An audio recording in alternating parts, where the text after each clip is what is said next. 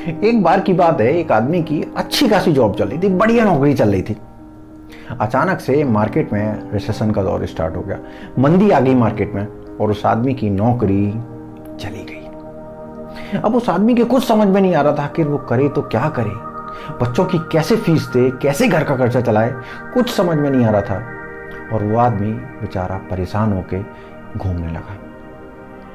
फिर एक दिन उसे उसी के पड़ोसी ने बताया कि पड़ोस वाले गांव में एक फकीर साहब रहते हैं, सुना है उनके पास हर मर्ज की दवा है, उनके पास हर प्रॉब्लम का सॉल्यूशन है, तो क्यों ना एक बार उनसे जाके मिल ले, हो सकता है तेरी भी समस्या सॉल्व हो जाए।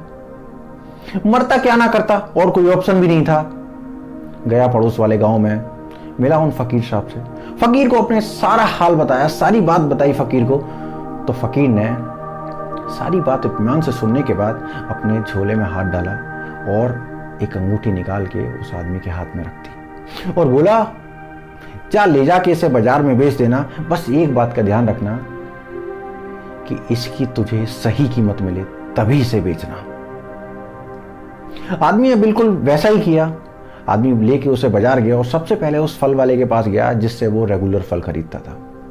फल वाले को अंगूठी दिखाई और बोला, ये बहुत ही कमाल की अंगूठी है, लेकिन आज मुझे पैसों की जरूरत है, क्या तुम इसे खरीदना चाहोगे?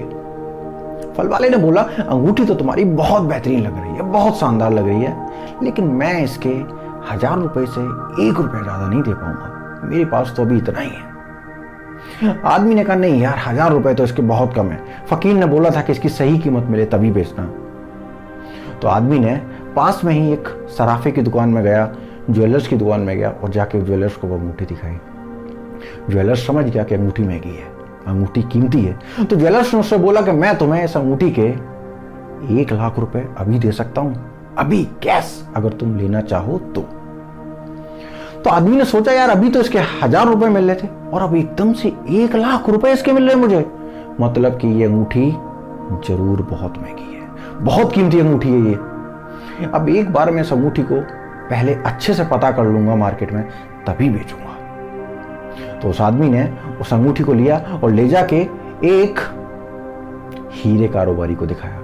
और जब हीरे कारोबारी ने उस अंगूठी को देखा तो हीरो कारोबारी अपनी कुर्सी से खड़ा हो गया और खड़ा होकर बोलता है, भाई साहब, इतनी महंगी अंगूठी, इतना महंगा हीरा इसमें लगा हुआ है, आप इसे कहां से लेके आए हैं? अगर मैं आज अपनी सारी की सारी दुकान बेच दूं, सारी की सारी दुकान बेच दूं, तब भी शायद मैं इस अंगूठी के बराबर का पैसा आपको ना दे पाऊं। ये अंगूठी इतनी महंगी है, इतनी महंगी अंगूठी है ये। उस अंगूठी में लगा हुआ हीरा कोई और नहीं है मेरे भाई, वो सिर्फ आप हो। आपकी असली वैल्यू ना सिर्फ आप जान सकते हो, कोई दूसरा आपको आपकी वैल्यू ना कभी बता सकता है और ना कभी समझा सकता है। तो मेरे भाई, कभी भी ना अपने आप को दूसरों के नेगेटिव कमेंट से मत आको कि दूसरों ने बोल दिया कि तू कुछ नहीं कर पाएगा, तो अब आप कुछ नहीं कर पाओगे।